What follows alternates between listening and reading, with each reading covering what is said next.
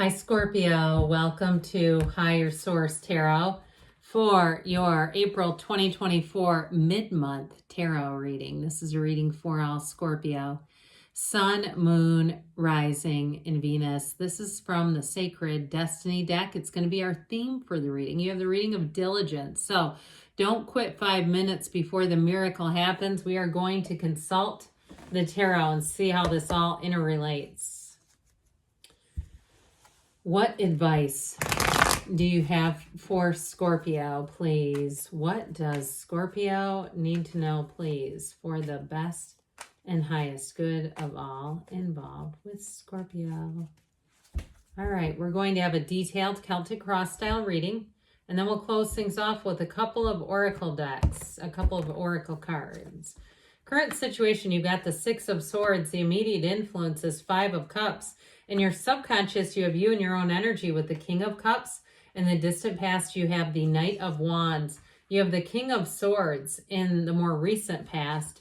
The Knight of Swords is coming towards you. You're represented by the Seven of Cups. The person or situation you're attracting is the Ace of Wands. You have the Queen of Pentacles in your hopes and fears, Temperance in the outcome, the Archangel Michael there. It's very important. This is known for protection, security, safety, but it's also known for repair. So if there's some area of your life where you've had a falling out with someone, I feel like you have a bit of an indecisive energy that's created around a relationship, or perhaps it's with a job, but it shows you as moving forward. So the bottom of the deck here, yeah, there was a blowout, man. I don't know if it was, I heard a tire blowout, but I don't think it was a tire. I feel like it was more than that. That Tower and Three of Swords energy to me feels like a betrayal that you did not see coming. But I feel like they're telling you, be in that Nine of Pentacles energy. She is a woman about town. It doesn't matter if you're a man or a female. It doesn't matter either way there, because the tarot's genderless. But she stands in commune with nature. She stands in a place of prominence. And so I feel like they're saying, especially because the Nine of Pentacles is the luxury card. It's the attainment card. So if you had something challenging happen, you're moving on to better times. There's no doubt about it. Now, we'll get into this again. I'll go back to those in a minute. But I like this with your King of Cups energy in your subconscious, Temperance in the outcome, and what you're attracting is the Ace of Wands. It's brilliant. Okay, so if you're in a low tide right now, you're going to have a high tide come back in, all right? You're not going to be down there forever. And I feel like, too, as soon as I saw that Five of Cups, I thought, well, somebody's here for a good reason. You attracted this reading. You attracted these cards. I can't architect these. I can't, I wouldn't pick 3 or 4 of the cards in the reading if I could do that. I'd avoid them altogether, but it's somebody's life. So with this, you have just 2 major arcana. Did I already say that? You have Sagittarius. You have 2 kings. Kings are masters of the suit. You have all the elements, plus you have the Queen of Pentacles, also a master. So master of communication, manifesting, money, the physical body, and love and creativity. So with that, I heard somebody say, shut the front door. God dang it. What is that, like 2015? I don't know. But anyway, with this Tower energy, that's what I was going to get into. It's an awakening. The Tower is that horrible thing that can happen. Not always. Sometimes it's a good thing. But with the Three of Swords, it doesn't look really great to me. That thing that can happen that becomes the best turning point of your entire life. Let go to receive, let go or be dragged is what the Tower tells us, because it's a tower built on sand. It is unstable. You can't get your bearings trying to live there. It's like the most earthquake-ridden place in the universe where you go, oh, great, here it goes again. All my dishes are going to be broken. And so I feel like whatever it was like, here we go again. It wasn't getting any better. And so with this Three of Swords energy, I feel like, too, if you really tried in a situation, you devoted what you could, and it still was, like I said, a gut punch. I feel like with that, you're going to see it in a different light. You're going to see it really and truly. I feel like it may have been sent from a deep desire for change. That's always why it comes in. But it's like the universe feels our desire, and sometimes the way that it does it, it's like the rug is pulled out from under us. So with that Tower energy, it really is a rebirth. It's a radical transformation of your life. It's like the corporate raider. So if a job was lost or something catastrophic happened where you were living, and it was a difficult, challenging situation, you're moving on, and you're moving on to something better. Whatever it was, it's always something better. And this, to me, it almost reminds me of like a cartoon sticking up from the ground, like this offering that comes in like, hey, wait a minute. Don't worry. Here we go. Here's the better thing coming in. So with the Five of Cups, it's I heard woe is me, but I don't really like that because I feel like this is serious. I don't feel like it's a joke. That Five of Cups can be like, don't cry over spilled milk. So if something didn't work out, like if you were trying to build a business or rent a space and then they didn't rent to you the space they said they would, and it's like, oh, great. I had all my eggs in one basket. That was the only place I was looking at. The Six of Swords is going to bring you to where you're supposed to be anyway. And so the Six of Swords is an interesting card because it's one of support and verification. You got it with Temperance too. You are going to be thriving in change here.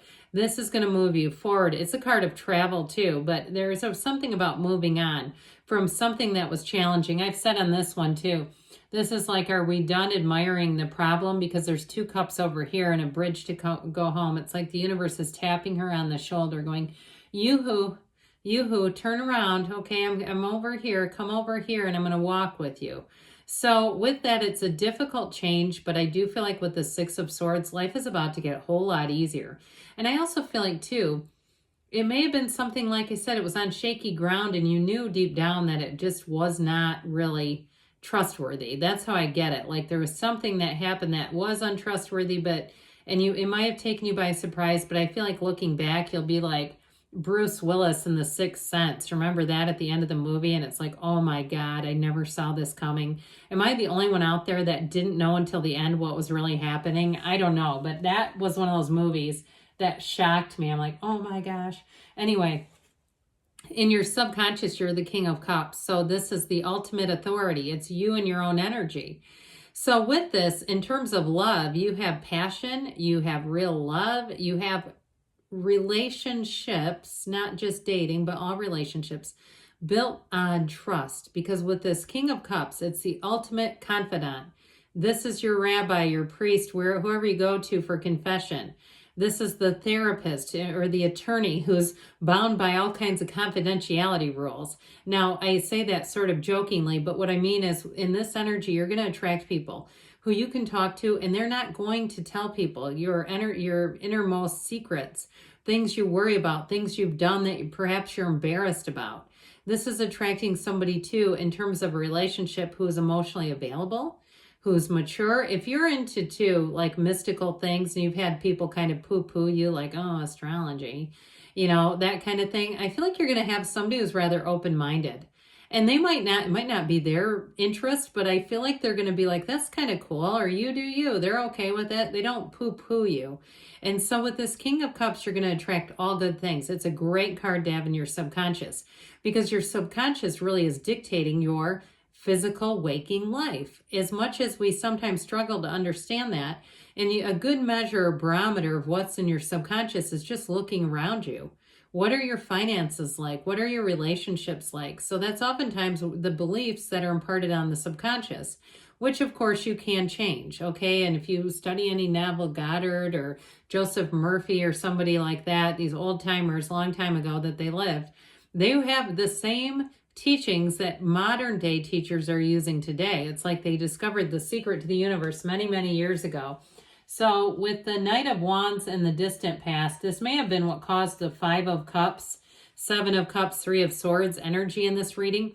Somebody who maybe talked a good game. This is like the ultimate used car salesman when they know the transition's about to drop. I once sold a car and I found out later it died on a test drive. I didn't know it though. I'm not a mechanic. I was like, oh my gosh, that's terrible. But they thought it was funny.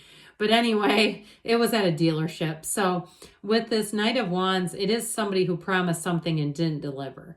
And it can be very intoxicating energy. This can be somebody that you buy into, right? This is the person that gets you selling Amway and you're like, how in the hell did I get involved in this? It's this because they have a way about them. They've got a charm and a charisma that hooks people in.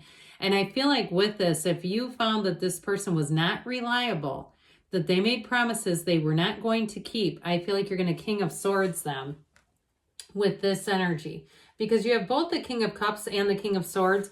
The King of Swords does something that the King of Cups perhaps doesn't do as much. Now, both are quite wise and they'll help you to attract the right people. But the King of Swords does not put up with nonsense. And it's very, very rational, logical decision making. So this is about choices that just make sense. So when you have the King of Swords, if someone was sort of got you excited and then they were completely unreliable, you won't put yourself in that position twice with them. It's also great communication. And so if there was something that was not handled correctly with money, I do feel like with that Knight of Swords, you're going to be driven to have it corrected. This is going to help you, though, to see it logically, so you don't just go off like a crazy person in a Knight of Swords going after people. This is like, no, I have the proof right here. Here's the email. Here's the screenshot, whatever it is, where it's like this is very evidence-based. And in terms of relationships, now you have a great one coming in, but I also feel like if you have somebody in the past who broke your heart, I do feel like you're going to have the information you need to be released from them, to be done with it for once and for all. But the only thing I would say about that, where relationships are concerned, be a little careful with this one, because this can pull you into a back and forth kind of fighting energy. Now, it's driven by the truth, and I'm not saying you're wrong, but it's like, is that worth your time? To get into a texting war or to get into a phone conversation and get your adrenaline all up and you're, releasing cortisol and wild amounts of chemicals into your bloodstream? I think not. But with this, I do want to tell you where money is concerned. I do feel like there's something about chasing down the right price or something that happened in a financial dealing. And if it, again, was something difficult like a job that ended, I do feel like somebody here may have a venting session and really get transparent about what happened in that job. But I'd leave it at that. I wouldn't keep pushing it because you want to just be done with it. So that Seven of Cups has you pulling in lots of different choices, but I do feel like it's lending itself to a little bit of confusion for you. So meditate, quiet the mind, and don't do that mental ping pong thing, okay, where it's back and forth, back and forth. It just doesn't do anything but cause more confusion and attract more confusing situations. But the sevens are always good numbers. I mean, we like sevens in tarot, and they're about ultimately triumph, success, and victory. So there's nothing wrong with the Seven of Cups, and the right things are here.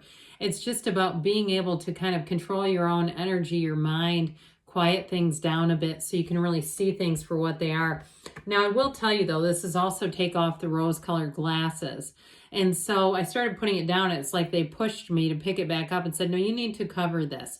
Because if you got lulled into something with that Knight of Wands back there that then created this mess, I feel like they're saying you got to see that for what it is. Be okay with that, because that's going to be your biggest protection.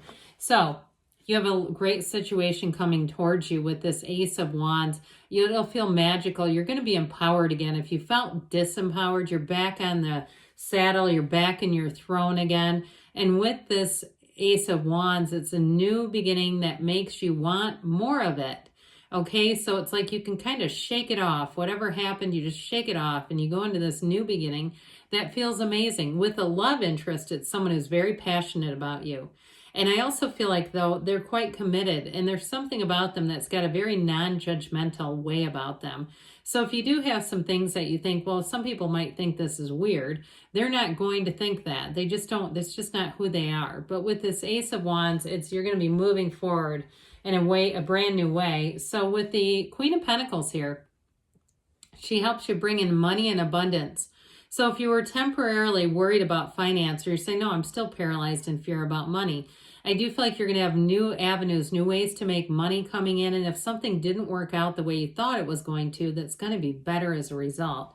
Temperance, of course, we know this one. This is a card that's going to bring in support, but like I said, it's thriving and change. The path behind this archangel, okay, is crooked because your path is not always straight. I'd love to say it was. It would make our lives so much easier, but it's not. It twists and turns.